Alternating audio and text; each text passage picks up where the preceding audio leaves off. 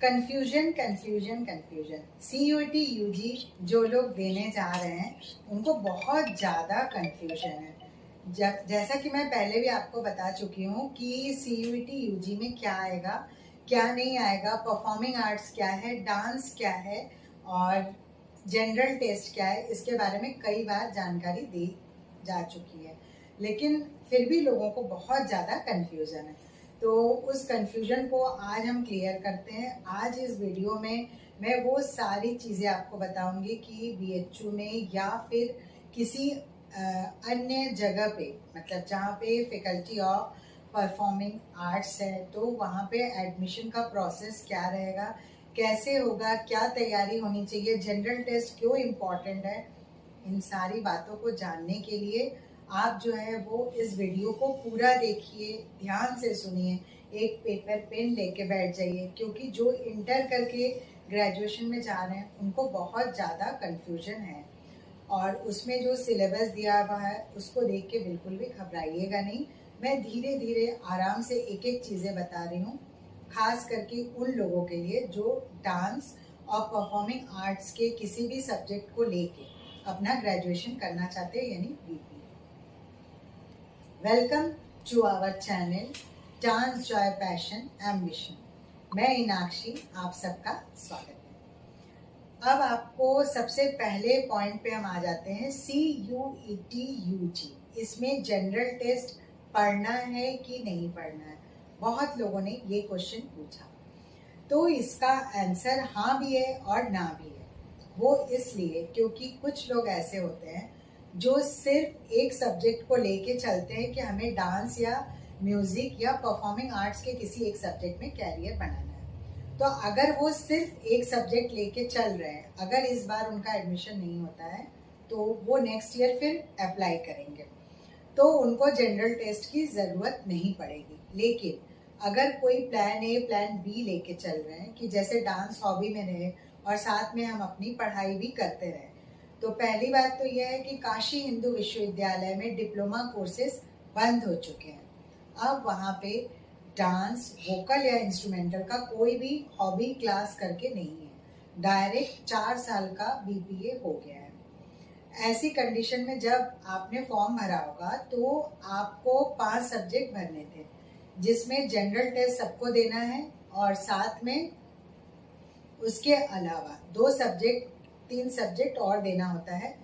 General test का पूरा number जुड़ता है, ये मैं उन लोगों के लिए बता रही हूँ जिन लोगों का आर्ट्स और सोशल साइंस सब्जेक्ट है, जिसमें लैंग्वेज भी आएगा। कल किसी ने मुझसे लैंग्वेज के बारे में भी पूछा। लैंग्वेज का अलग डिपार्टमेंट है, परफॉर्मिंग आर्ट्स का अलग डिपार्टमेंट है, ठीक है। और ये BHU में जो फैकल्टी ऑफ परफॉर्मिंग आर्ट्स है वो सेंट्रल गवर्नमेंट के अंडर में आता है, ठीक। तो स्टेट गवर्नमेंट के बारे में मुझे कोई जानकारी नहीं है कि वहाँ पे उस लेवल में कैसे तैयारी करती है। लेकिन अगर आप चाहते हैं कि डांस के बारे में बात करनी है, तो डांस में चाहे वो सेंट्रल गवर्नमेंट हो या स्टेट गवर्नमेंट हो, दोनों में डांस के बारे में ही पूछा जाएगा, चाहे वो फोक हो या क्लासिकल हो। तो आप कंफ्यूज बिल्कुल मत होइए। अगर आपने डांस या म्यूजिक सब्जेक्ट भरा है तो आपको सिर्फ उसकी तैयारी करनी है। अब परफॉर्मिंग आर्ट्स और डांस का 2 सेक्शन रहेगा, ये डांस वालों के लिए है, आप ध्यान से सुनिए। ड्रामा थिएटर भी रहेगा, कर्नाटक वोकल भी रहेगा और भी सब्जेक्ट रहेंगे। तो वो जो सिलेबस होता है उसमें सारी चीज़ें एक साथ दी हुई होती है, लेकिन इसका मतलब ये नहीं होता है कि हमको सब कुछ करना है। सिलेबस में जैसा दिया है उसमें से हम अपना सब्जेक्ट सिलेक्ट करेंगे, मतलब डांस को हम ले लेंगे और परफॉर्मिंग आर्ट्स वाला सेक्शन कंपलसरी है। उसमें क्या होगा, एक पैसेज दिया रहेगा हर क्वेश्चन के पहले। अभी मैं आपको वीडियो में शेयर करके दिखाऊंगी कि कैसा है। तो उसमें एक पूरा पैसेज दिया रहेगा, उसको देख के एक एक क्वेश्चन का आंसर अनसीन पैसेज से देना है। तो उसके लिए आप बेसिक चीज़ें तैयार कर लीजिए, तो वो आपका क्लियर हो जाएगा।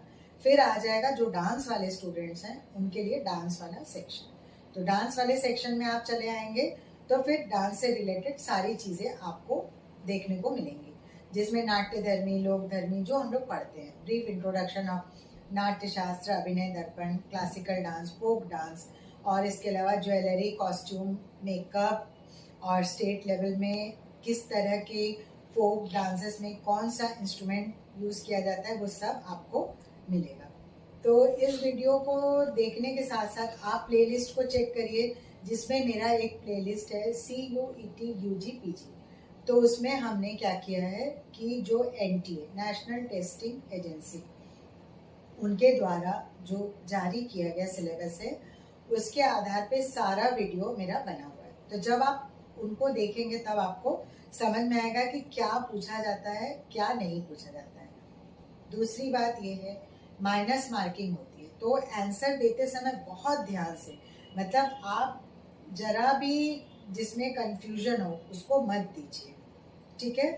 आप उसी को दीजिए जिसमें आपको 100% श्योर हो, चाहे वो रामायण का क्वेश्चन हो, महाभारत का क्वेश्चन हो, फिल्म से रिलेटेड आ सकता है, सोशल मीडिया से रिलेटेड आ सकता है, जनरल नॉलेज में 2024 में 25 में आपको जितने भी ये डांस और म्यूजिक से रिलेटेड अवार्ड्स हैं, उनके बारे में मेरी बेटी तानिया ने आपको वीडियो में सब कुछ बता दिया। जो करंट अफेयर्स वाला वीडियो था, वो अभी इंग्लिश डिपार्टमेंट में ग्रेजुएशन कर रही है, तो उसने अपना पर्सनल एक्सपीरियंस आपके साथ शेयर किया है। क्योंकि जो लोग डांस में एडमिशन बाय चांस नहीं मिला, क्योंकि 20 से 22 सीट है, तो हो सकता है कि इस साल ना हो। तो कुछ लोग ऐसे होते हैं जो साल बर्बाद नहीं करना चाहते हैं, उनका अगर कोई और फेवरेट सब्जेक्ट होता है तो उसे उन्होंने फॉर्म में भरा होगा। तो जनरल टेस्ट का वीडियो हम लोगों ने इसलिए शेयर किया कि मैथमेटिकल और लॉजिकल वाले जितने क्वेश्चंस हैं, उसके अलावा साफ साफ सिलेबस में दिया हुआ है कि जनरल नॉलेज और करंट अफेयर्स पूछे जाएंगे। तो इसलिए हम लोगों ने 4 पार्ट में जनरल नॉलेज और करंट अफेयर्स का शेयर किया। अब जनरल नॉलेज और करंट अफेयर्स उनके लिए इम्पोर्टेंट है जो हिंदी, इंग्लिश, ये संस्कृत या फिर कोई और लैंग्वेज ले रहे हैं, या फिर एंशियंट इंडियन हिस्ट्री जिसका कि डांस के साथ बहुत गहरा कनेक्शन है, तो उसमें भी हमको डांस में भी एंशियंट इंडियन हिस्ट्री पढ़ना पड़ता है।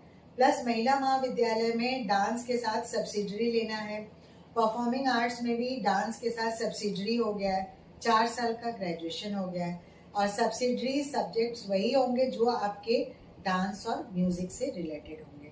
तो जैसा कि मुझे आज ही पता चला है कि सेंट्रल गवर्नमेंट ने बहुत सारे लैंग्वेजेस को हटा दिया है, जिसमें कि जो कुछ फॉरेन लैंग्वेज है और कुछ इंडियन लैंग्वेज है। तो आप जिस भी यूनिवर्सिटी में एडमिशन लेते हैं, मतलब CUET क्वालिफाई करने के बाद, चाहे आप काशी हिंदू विश्वविद्यालय में ले या खेड़ागढ़ में ले, या प्रयाग संगीत समिति हो, भातखंडे हो, नालंदा हो, या साउथ के बहुत सारे कॉलेजेस हैं, तो ऑल ओवर इंडिया में कहीं भी अगर आप CUET UG का एंट्रेंस टेस्ट क्वालिफाई करते हैं तो दूसरे स्टेट में आपको कहीं भी डायरेक्ट एडमिशन मिल जाएगा।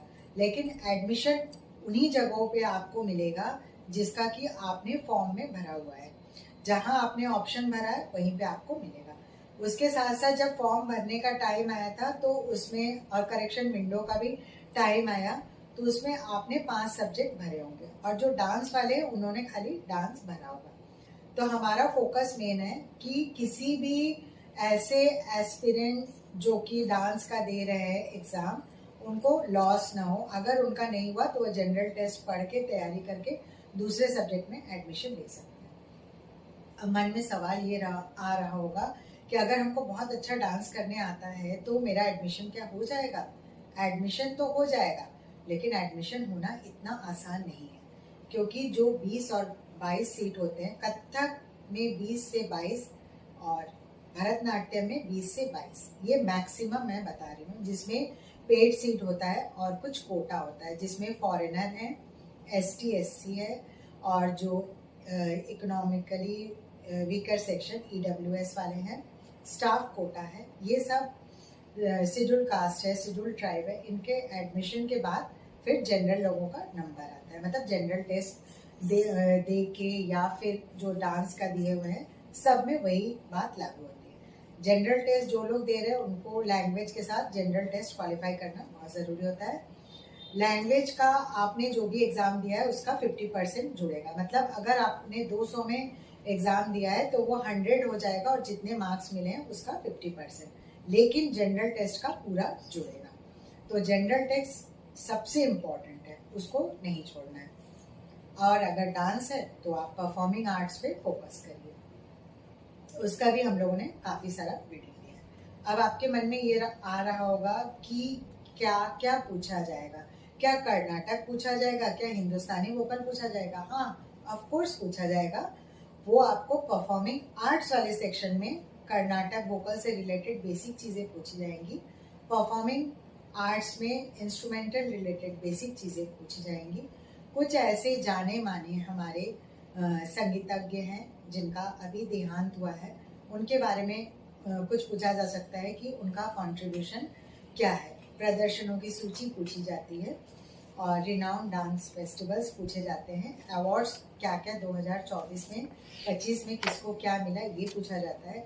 रेपुटेटेड कॉलेज जो फैकल्टी ऑफ परफॉर्मिंग आर्ट्स है ऑल ओवर इंडिया में कहाँ है, किस स्टेट में है, उसका एस्टेब्लिशमेंट कब किया गया, किस ईयर हुआ, कौन है उसके जो है किसको ये कंट्रीब्यूशन, मतलब किसका कंट्रीब्यूशन कौन से इंस्टीट्यूट को स्थापित करने में क्या रहा, और गुरुओं के नाम, उनका क्रोनोलॉजिकल ऑर्डर, ये सब जरूर पूछा जाएगा। इम्पॉर्टेंट गुफाएं जिनका संबंध डांस से है उनके बारे में पूछा जाएगा। बहुत सारे मंदिरों के बारे में पूछा जाता है जिसका डांस से क्या संबंध है, तांडव है, लास्य है, अंग है, प्रत्यंग है, उपांग है, ये सारी चीजें पूछी जाएंगी। हाँ, ये एक चीज बहुत अच्छा हो गया कि डिप्लोमा हट जाने से जो आप 11th-12th में पढ़े हैं डांस में, थ्योरी की बात मैं कर रही हूँ, जब वो आप अच्छी तरह तैयार कर लेंगे तो आपको यूजी के एंट्रेंस में प्रॉब्लम नहीं होगी। और यूजी के एंट्रेंस में प्रैक्टिकल तभी आप दे सकते हैं जब रिटन वाला सेक्शन क्वालिफाई करेंगे। जब आप रिटन सेक्शन क्वालिफाई कर लेंगे फिर एक मेरिट लिस्ट तैयार होगी, उसके बाद प्रैक्टिकल के लिए बुलावा आएगा। प्रैक्टिकल में सबसे पहले ताल पूछा जाएगा, फिर आपसे थ्योरी का कुछ भी पूछा जा सकता है। डांस में आपसे वही पूछा जाएगा जो आपने सीखा है और उनको कहा जाएगा कि मतलब आप अपने हिसाब से कुछ एक करके दिखाइए। तो अगर आप भरतनाट्यम के स्टूडेंट्स हैं, कथक के स्टूडेंट्स हैं, तो आप मेरा प्लेलिस्ट चेक करिए जिसमें श्लोक और ताल दिया हुआ है, जो कि ताल तो भरतनाट्यम वालों का अलग है, कथक वालों का अलग है, उनके नाम अलग है, जिसका कि इंट्रोडक्शन सारा बताया जा चुका है। लेकिन भरतनाट्यम और कथक वालों के लिए अभिनय दर्पण के श्लोक जरूर पूछे जाते हैं जो कि सेम होते हैं। तो हस्ताभिनय जैसे पताक त्रिपताक वाला श्लोक है वो वाला हो गया, दृष्टि भेद वाला, ग्रीवा भेद, शिरोभेद, ये सारे श्लोक पूछे जा सकते हैं। फिर आंगिकम भुवनम यस्य, ये वाला जो है शंकर भगवान को समर्पित है, नटराज को समर्पित है, इसके बारे में पूछा जाता है। नाट्योत्पत्ति की कथा पूछी जाती है और नाट्य शास्त्र में कितने चैप्टर है ये पूछा जाता है। उनके कंटेंट्स पूछे जा सकते हैं, ये थ्योरी में भी और प्रैक्टिकल में। प्रैक्टिकल में क्या होता है कि जब थ्योरी में आपके मार्क्स देख लिए जाते हैं तो प्रैक्टिकल में ये देखा जाता है कि आपका बेसिक अच्छा है कि नहीं है। बाकी सारी चीज़ें आपको दोबारा प्रैक्टिस कराई जाएंगी जब एडमिशन होगा, लेकिन एडमिशन से पहले एटलीस्ट भरतनाट्यम या कथक का एक एक आइटम रेडी होना बहुत ज़रूरी है। जैसे भरतनाट्यम में अलारिपू, अडवोज, ये सब, जतिस्वरम, ये सब इंटर में सिखाया जाता है। शब्दम, इसके बारे में जानकारी होनी चाहिए। और कथक में जैसे तत्कार है, आमद है, ये सब आपसे पढ़न, ये सब पूछे जाते हैं। तो इसमें आपका अभिनय पोर्शन भी चेक किया जाता है। इसी तरह आप ऑल ओवर इंडिया में जहाँ कहीं भी हैं, ओडिसी, मोहिनीअट्टम, कथकली या जो भी आपका मेन सब्जेक्ट है उसके बेसिक्स को बहुत अच्छी तरह आप तैयार करेंगे। काशी हिंदू विश्वविद्यालय में सिर्फ कथक और भरतनाट्यम की शिक्षा दी जाती है, यहाँ पे दूसरे डांस अवेलेबल नहीं है।